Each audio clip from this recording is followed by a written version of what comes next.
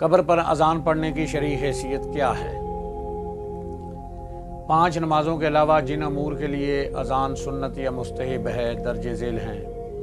نماز کے علاوہ بھی اذان مسنون ہے، سنت سے ثابت ہے، جیسا کہ نومولود بچے کے کان میں یوں ہی مغموم اور دورہ پڑنے والے پر،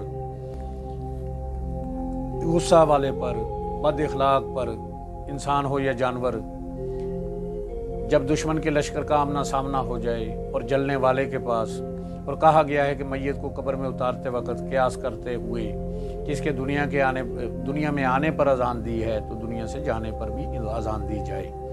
یوں ہی چڑیلوں، جنات، بھوت کی سرکشی کے وقت اس کے بارے میں حدیث صحیح موجود ہے۔